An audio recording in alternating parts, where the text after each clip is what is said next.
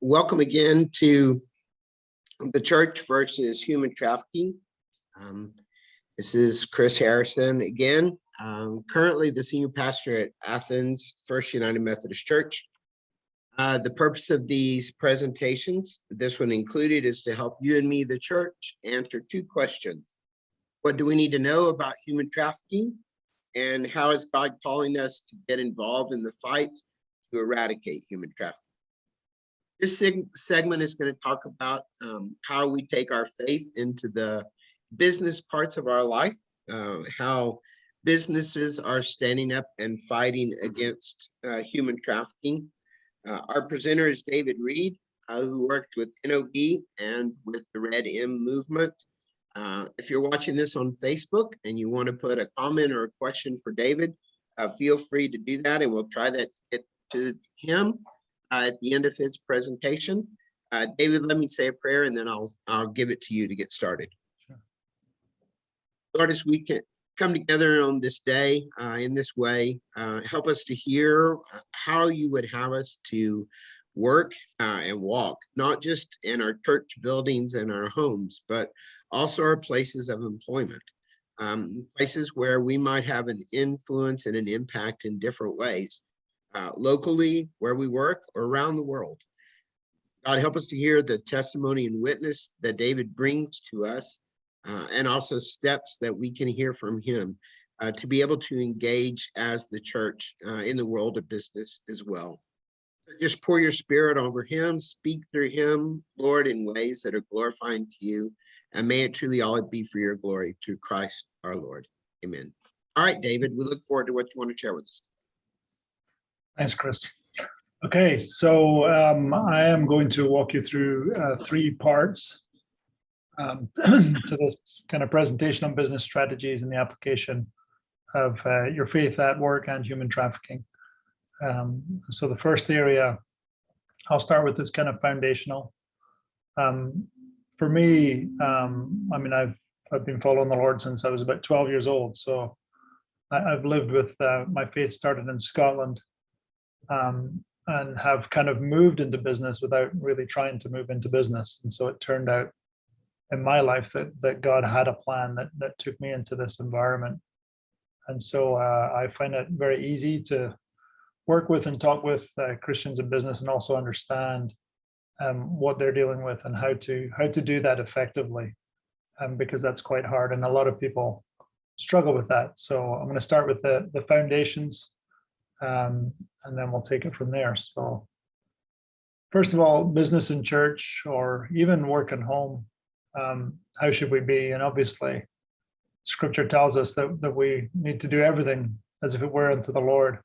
And we understand that, but the challenge for most people is how do you do that effectively? How do you bring your faith in? And for many people in business, they choose to just do their work, try not to be too disruptive, and then and get through their day, and their home life and their church life is different. And for others, they take their faith and they make sure everybody knows, and they're very clear that this is their faith and this is what they stand for, and they talk about it a lot. And the challenge is both of those are not very effective. Certainly doing your work unto the Lord is really important, doing it well. But in this journey, the Christian in business should actually stand out. And it shouldn't be just because they talk or they say things or they have things around the office, or there's things they give their time to that they talk about, but it should actually be that people get to see Jesus. Because it doesn't matter if it's business or any form of life that you carry out, that the task is, can we let people see Jesus in us, in the things we do, and can we engage them with the real Jesus who is life transforming? And how do you do that and still stay focused and not be distracted from the job you're being paid to do? And what I'm going to talk about today is really that it is not separated at all, and your whole calling of who you are is critical when you go into work, and it can relate to everything that you do. I will say often people just assume because business people, particularly in leadership, are very strong, They just say, just let them do what they do, and we'll try and help them in their faith outside of work. But bringing faith into work is critical. And so when it came to for me and the job I'm in, I'm 30 years with a company called NOV, but I started in the V part called Barco back in, let's see, it would be 92 when I started. And I was actually trying to plant a church at the time in Scotland, and someone came up to me and from after a service and was just talking and asked me about, what I studied, and I got into an understanding of human beings and cultures, particularly US and the UK at the time. And he gave me a job in the repair shop. And I did notice in the company that there was definitely something that was striving for better morals in the company, which I quite liked. But ultimately on the shop floor where I started, there was no interest in anybody who was a Christian. Certainly was not a positive thing that would work for you in that situation. But what I did was I started to take the gifts and talents that I had and stand out a bit, because I started to care for people. Part of my pastoral leaning helped me a lot inside of the working with the workforce and trying to build the business. It was very similar in what I was doing. But the thing that confused me was I felt like, is this relevant what I'm doing? And I had to continually, as God continued to give me opportunity to step up and do new things every time, I had to remind myself that I was made for this. And that's not some kind of self-positive talk. That's just understanding that when God puts you in situations in concert with him, there is work that he's going to do if you are aware of it. And so I started to become aware that it's not just doing the job that I'm supposed to be doing, but it's hearing God in the middle of that. So pretty much I'm the same person that I am in church as I should be at work. And so that was always a challenge for me. It actually taught me to manage my language so that it was more accessible in both places and more understandable, because we tend to learn special language in church, and that separates us in a way that isn't helpful when you're trying to introduce people to Jesus. So accessible language became a big part of being the same and different in this space. For me, this is kind of the foundation of everything I've understood over years, is that I always lean towards sacrifice, and what God wants is obedience. And sacrifice is easier because I can just do the things that I think God wants me to do, and I can give up things and I can push towards doing the right thing. But obedience requires hearing God. And a lot of people don't understand that you need to be aware of, know, and hear God in your work environment. And that's what made a difference for me in everything working at work. And the things that didn't work was always when I was just trying to work harder, do the right thing, as opposed to having something new or different that is connected to God to add into the work environment. And so I find that was really critical, was to be able to hear God and respond to God and have different things to say and different ideas that come from the Creator himself, just as you stay connected to him in your working day. So I think that journey of having to hear God in work was really critical for me in developing a position at work where people would get to see Jesus, as opposed to just get to see me doing good things, working on my strengths. It's also caused me to be more vulnerable, I think, when you look at obedience, because you're now relying on someone else. And so my life starts to not be about how good I am and more about how good God is and how he can help me get stuff done. And so that's been really good on my journey of just understanding that foundationally. Same goes to strategy. I've had a good strategic mind. I've had a lot of things work out, but fundamentally, when I step back, it's the listening to God that works in strategy. Having vision, I can have visions. They're not always perfect, but these unique things that God will speak to you in a work environment means that you're going to do something different. If you're doing something you learned from somewhere else or someone else, it means you're actually missing an opportunity to have the creative maker of all things to be engaged in what you're doing. And so new insights come, and new things have happened in my life where clearly in the business world, I've relied on hearing God. And strategically, that's been hard because people try and train and have me, share exactly how it is that things have worked out, and it's hard to explain because it requires you to hear God. And so I've actually learned how to do that in business leadership, to talk to people, and I can't assume they're Christian and I can't assume anything. And so in fact, I tend to neutrally tell people to close their eyes. I have that in leadership development. I'll have people close their eyes. It was just because I was used to it in praying. But some people would pray, some people would pray to, other gods. Some people would just be thinking, but getting them in a position of reflection and drawing them towards their creator is something that is really important. And understanding that I'm not in control became really important in developing strategy, because if you think you're in control, you'll drive yourself into the ground. Most people in a work situation, if they're not leaning on God, will work long hours, and they'll think the job is making them do it. They'll work a lot harder and think that the hard work is the answer, but actually hearing God in the middle is the only way. As you start to find that the peace of God is critical for everything you do, it allows you to do a lot more, and you stop doing the things that you're not good at, and you start doing the things you were made to do. And that language of being made to do it just is consistent in everything that I work with, in my work and outside of my work.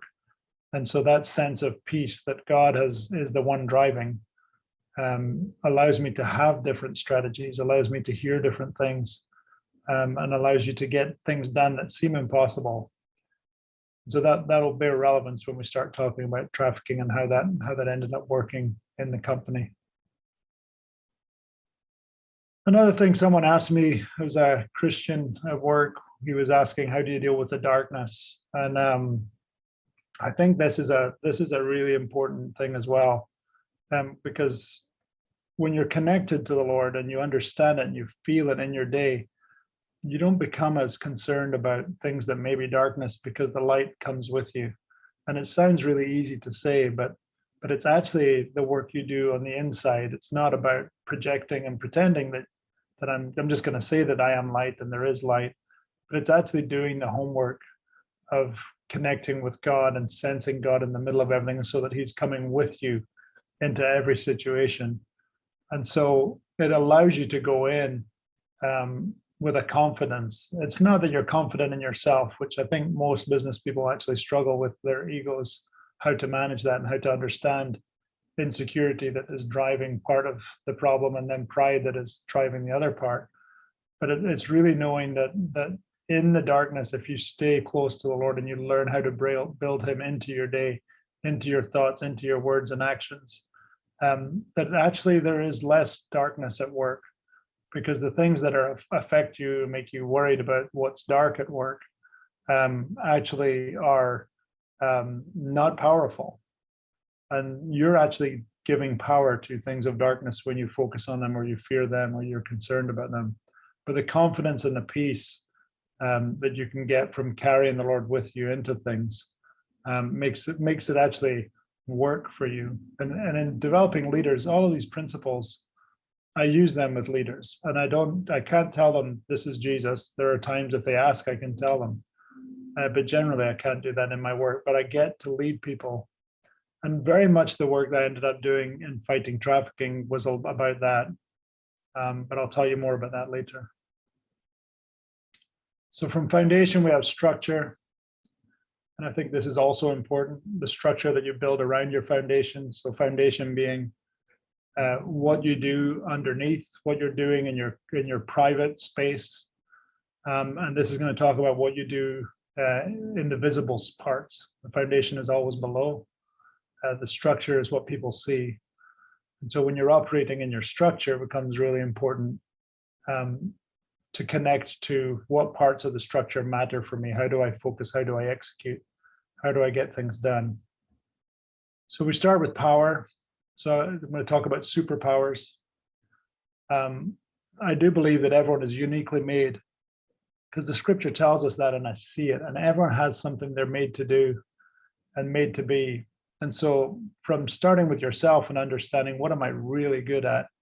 And that usually means what what do I do easily? And when I'm finished, I don't feel tired. I feel exhilarated. And I talk this language to everyone who works for me and everyone I work with, is trying to understand people. And I can't say, I do say, what were you made for? And that some people can hear that language and go, ooh, you're implying I was made.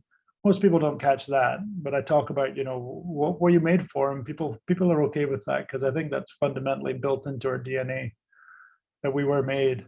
And so talking to people about that and taking them on that journey, as well as going through that journey yourself and working out what things can I do that when I do them, it multiplies, because it's what I'm made to do. It's easy for me. Often people will get caught up in criticism of others. And if you listen to their criticism, it's usually related to their superpower, is that they're actually projecting, why do people not do this? It's so easy for me, so I judge others that way. And so as people develop and become kinder human beings and better leaders, and the spirit starts to work in them, then you get the fruits of the spirit, that gentleness, that kindness. And so when you get to that, they can understand, this is my superpower. I shouldn't judge others, and I shouldn't think myself better or worse than anyone, but I should do the thing that I'm made to do as much as I can. And that actually allows a lot of things to function in the world that people see, as well as the stress that you may carry that you don't need to, often moves when you move into your superpower. Now, I think everyone understands purpose ever since, I guess, 10 or 20 years ago, we had all that purpose-driven life stuff, but I think purpose is critical. It's similar to superpower, but it's a bit more. It's learning, what is it I'm supposed to be doing? Where is the bigger thing that I can affect? So I think that becomes really important for people. A lot of people do not know their purpose, and it is a journey. And so I think that's a safe thing to say as you go into things. If I'd have followed what I felt my purpose was, I would have stayed in pastoring. But I learned over time I was meant to pastor people who didn't know Jesus yet. And it took me years to work it out. I was pretty mad at God as my career was doing well. I was very confused as to why is it working. And it was that God's purpose for me hadn't changed. I just didn't have the knowledge of how he was going to play things out. And I think that peace that comes as you submit and follow really helps. Because someone asked me recently in a podcast, they were youth pastors when we were part of a church in Houston. And they were doing a podcast, and they asked, well, do you think RedM, which is the organization I'm going to talk about, you think that was your purpose all along? And I was, well, no, I don't think it was my purpose. I think I have lots of things that happen. My purpose is growing people, and this is just another tool that I use to grow people. But it took me years to work out that was my purpose. And even then, I'm watching, things grow in RedM, and it's just continuing as I continue to line up with how God made me. It continues to be fruitful, as well as the things I touch continue to be fruitful, because it's a submission to God, and it's allowing his purpose to drive. So next is pockets. Why I say pockets is that I find this with nonprofits when I work with them, or churches, or any group. Everyone spends their life thinking what they don't have, and thinking about what they need, without thinking about what they have now.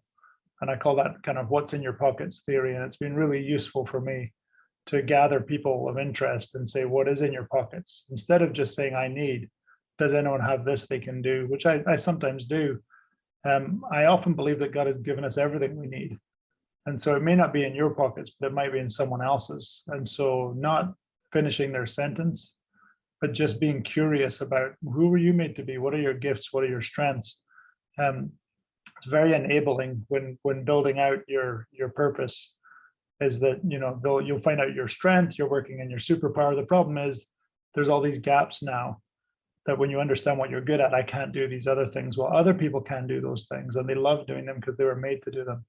So asking and being curious about what is in my pockets, what are in the people who I'm working with, what have they got? That curious nature allows us to actually get a lot more done, with a lot less stress on our lives, and really fit into the body that God intends us all to be. The principles of God strangely work everywhere. They don't just work at church. And in my early years, I found that really hard, from just that you could convert these things into a business type talk. But often when I speak, Christians will come up afterwards, and I haven't said I'm a Christian. They don't know. They'll say that was interesting, but it seemed really familiar to me. And I'll go, okay, well, are you a Christian? And they're like, yes. Well, that's because that was fruits of the Spirit that I just went through in a business sense. And so, as I've adapted the language of the Bible so people can understand it, and it doesn't polarize people away, it draws them in. Christians get confused and they say, well, why didn't you say that? And I'm like, because this isn't how people come to Jesus. They come to Jesus by seeing him and knowing him.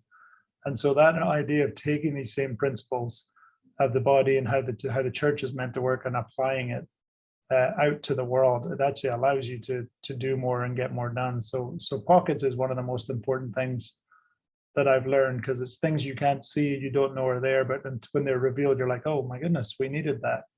This is exactly what I need to get the job done. Then for the type A people, patience is always a challenge.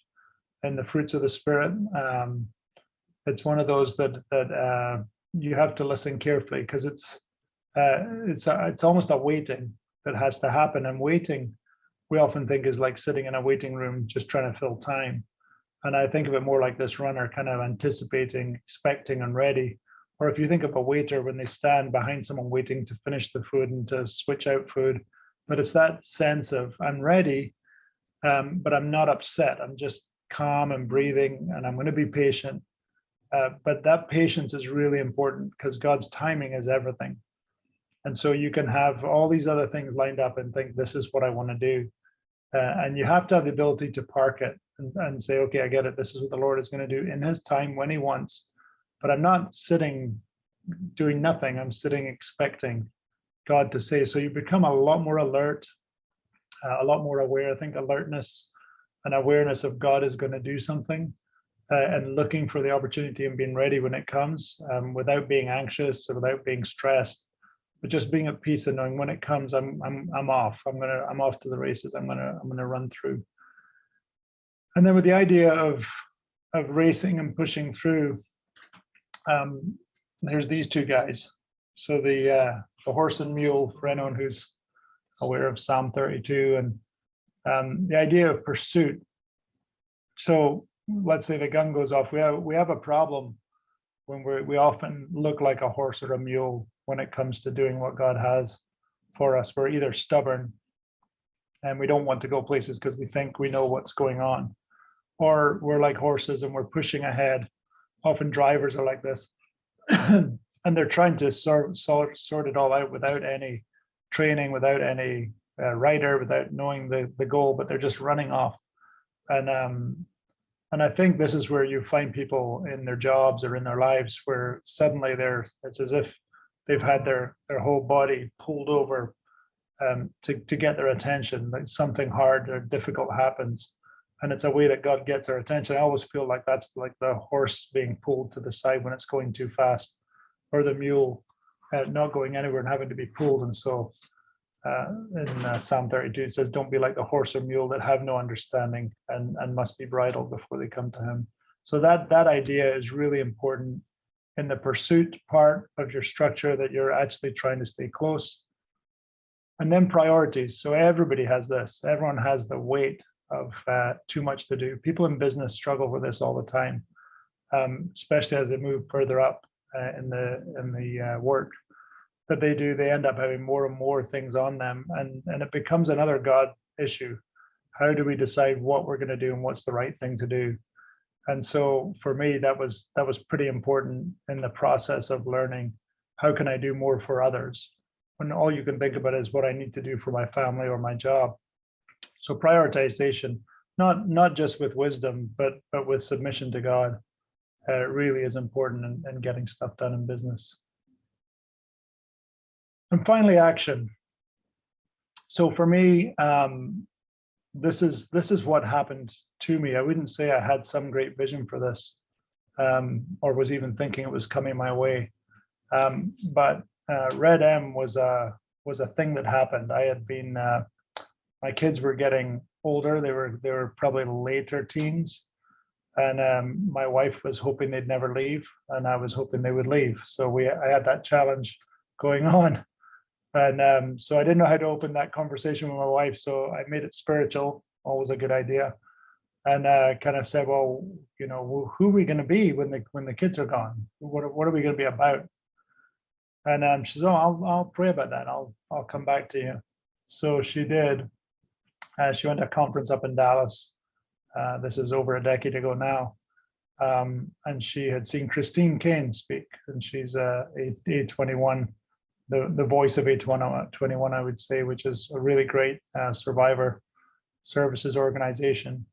And so she came back after this conference and told me that we were going to fight human trafficking. And I was like,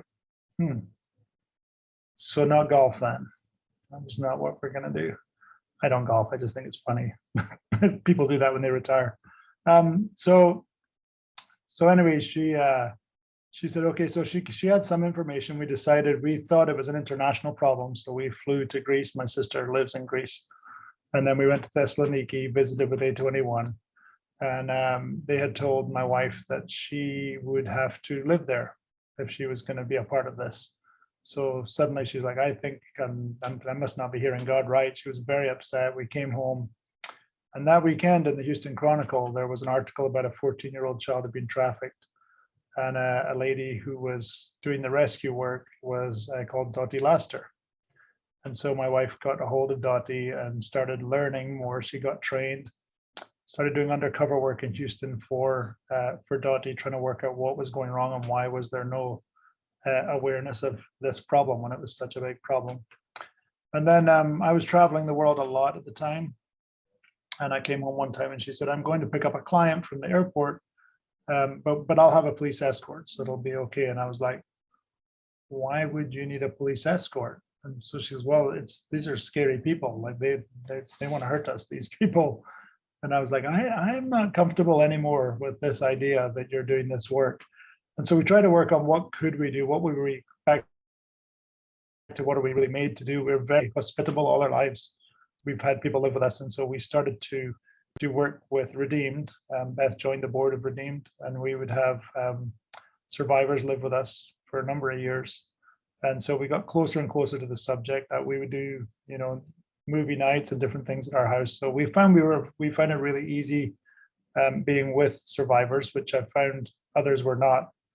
I didn't know how to be comfortable in that situation. So we did that. That was quite good. I continued traveling the world.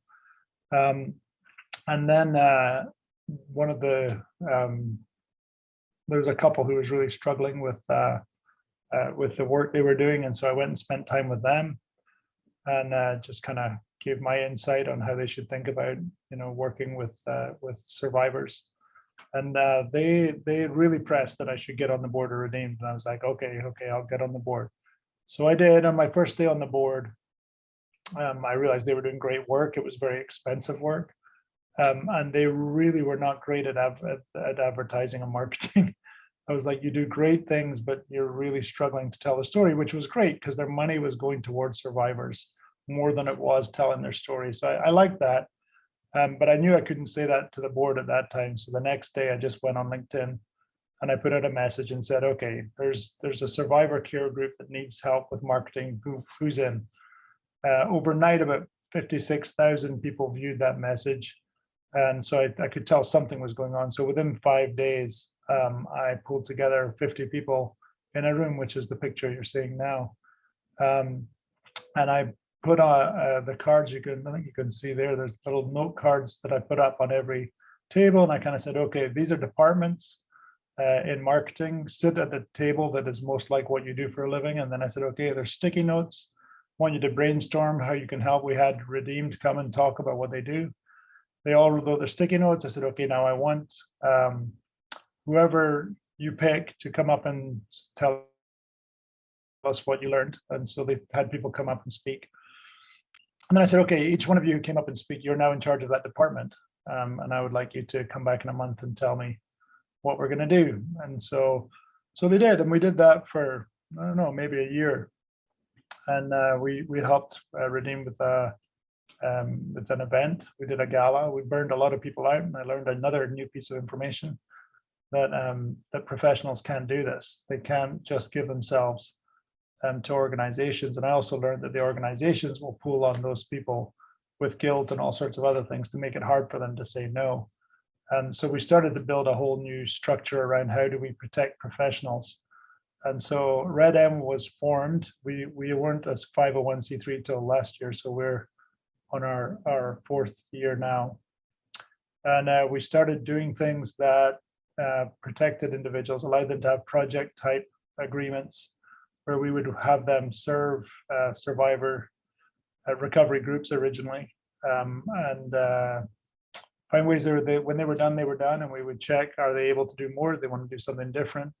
So we've been doing that for 4 years now. So the vision now with RedM is we're a change movement for professional growth and tangible impact to modern slavery. Professional growth is kind of my way of saying I'm going to be discipling. It took me a while to work it out that I do leadership development, and so we're adding that into the structure of things we do just because I'm wired that way, and that's what I like doing. So I should do the things that I'm like doing. Back to the things I said earlier. But also tangible impact is really important for everybody. We need to be doing something that makes a difference. Ultimately, what we're doing is allowing professionals and business and society to learn words to talk about trafficking. Because what happens when we, in our early studies, our digital group looked out at the web traffic, and it realized that the people looking at anti-trafficking information were people who worked in fighting trafficking. The numbers were the same, which means they weren't actually reaching anybody. And we studied other things. We looked at human behaviors, and we looked at the death camps in World War II in Poland and Germany, and the behaviors of the towns around the camps. And it's very much like what happens when you teach people about human trafficking. People don't want to deal with it. In Belsen, they actually built shutters for their windows so they wouldn't all be looking at the burning bodies at night. And so it's a human behavior to shut down when you get really dark information. And this is one of the church challenges, or one of them anyway, that humans don't want to know all the details. And if you need to tell them enough. And so for us to actually make an impact, we did a lot of work on how do we get enough message to people without the whole message. They don't need to know every detail because we don't need them to shut down. We need them to act. So every time I give this part of the presentation, I always say, I have 3 things I want from you. I want you to be shocked. And that's not angered. I don't need you angry. I don't need you depressed. And I don't need you sad. I need you shocked. And then I need you inspired. And then I need you to act. And that's how I present it. And usually most people will act after that presentation because they want to be a part of something making a difference, but they don't want to do what most people who learn about trafficking are actually being presented. So when someone shares what they know about trafficking, they put you in a position of becoming an activist or just feeling shame the rest of your life. Because when you learn how bad the problem is and what it is, and you learn the details, the only answer is I have to stop doing what I'm doing for a living. I need to fight this thing, or I can't cope and I'm shutting down, building shutters for my windows, protecting my family, and that's all I'm going to do. And it's not enough. If we're going to impact trafficking, we need people to not have to be an activist and to not have to live in shame and hiding from the fear of what could happen to their families. So that's kind of our middle ground. So if we're going to impact modern slavery, we have to make it a social issue that government and everybody is focused on, and everyone knows that's important for our society. Our mission is to resource survivors first, and so we put our money. One of the nice things is that some of the large companies who work with us, they can't give money to religious groups, and almost all people working in the fighting trafficking or survivor recovery are religious groups, and so they're limited, if not able to support religious groups, not because they're anti-religious, just because they're businesses with all faiths and all backgrounds in their company, and they can't be doing that.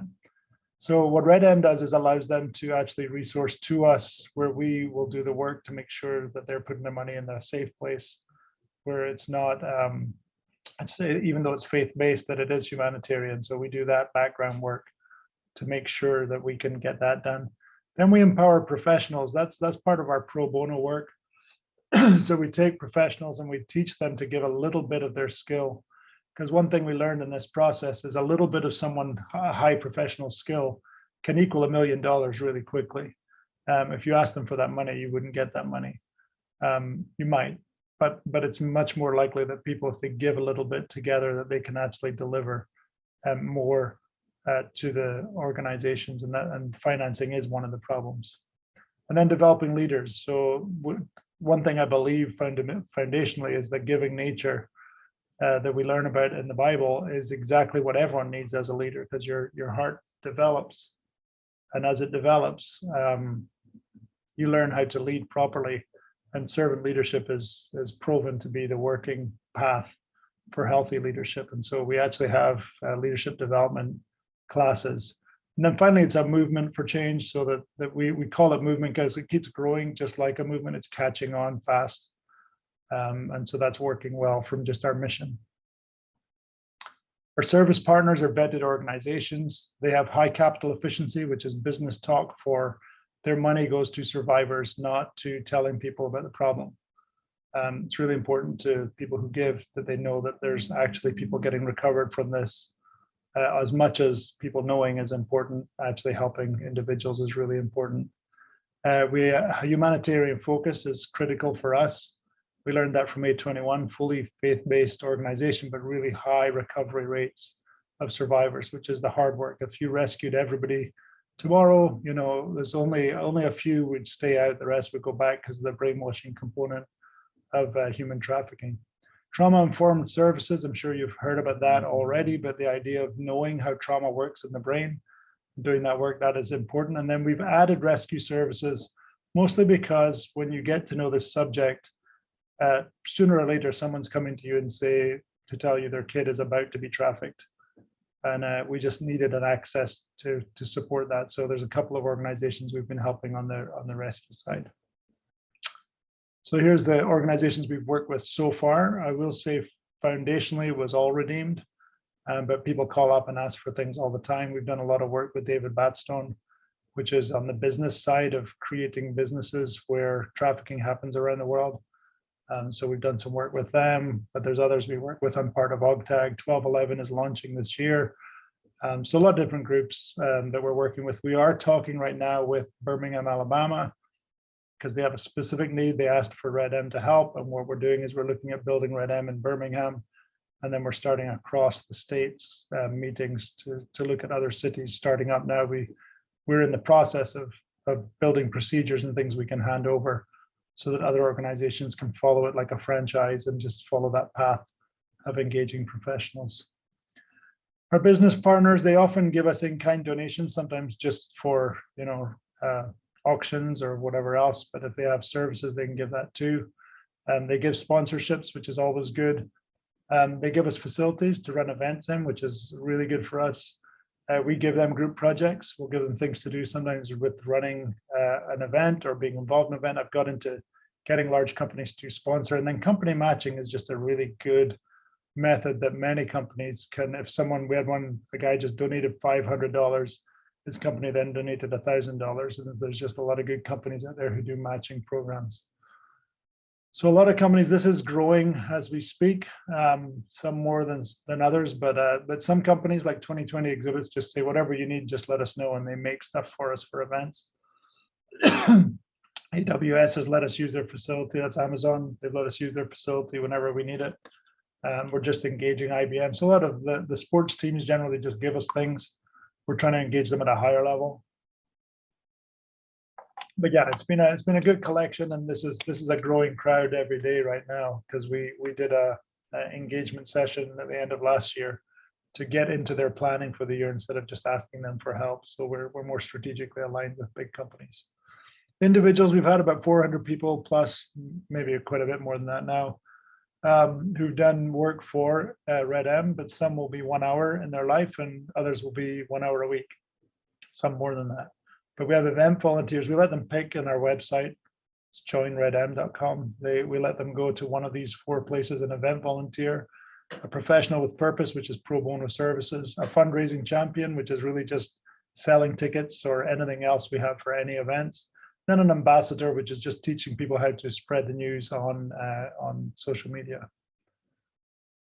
Our event plan, just to kind of give you a picture of what we're doing, it's not much, but it's a lot more than we have. So we just did volunteer engagement, which is we used a second cup and had about 40 people turn up. About 40 people didn't turn up and said they wanted to, so we may do another night coming up. But that's just a way where all the team leads get to sit and talk about what we need and people get to sign up. It's a wide open thing. So Golf for Good is March 7th at Carlton Woods, very high-end golf tournament, which we'll probably sell out. We did last year. Conscious Leadership Series. This is something I'm starting at AWS, where we have a book and people can pay to come in and learn about how to become a conscious leader. So that's the first one in March. Trafficking Rescue Summit. We're working with Microsoft to see if they can get behind this and help. They reached out to us in December time, and we're looking at, just the best people in rescue getting together and supporting making that happen. And the second of Conscious Leadership Series, and then the third. Then we have an IBM Leadership Summit, which we're looking for a large facility for. The pictures you're seeing are all from our last summit that we did at Hope City's facility. And it makes it look like a tech talk, the way they've set up their stage. So it was kind of nice for us. And so we'll be doing another one of those. We're aiming at really big names for the Leadership Summit. So as the more famous we can get, the better to talk on leadership. Keep Houston Free, we've been doing since the beginning, and this year it's in September. So we have a team that just does Keep Houston Free. We're going to launch 1211, which is a post-recovery job transition organization that's coming. And then the final Conscious Leadership Series. So finally, we get people to post. So we actually have cups that sell out every time we get them, and people actually take pictures with their cup and put it on their social media every Monday. We call it Red Monday. Some people think our organization is called Red Monday because this is more known than our organization. So people are desperate to get the t-shirts and the cups. It's a very cheap and easy way for people to remember every Monday to say something about sex trafficking and put something up on their social media. And so I love the desert one. That's actually just outside Dubai, where someone was managed to put on their shirt and cup and go out there in the desert and take a picture. So, and that's been going quite well.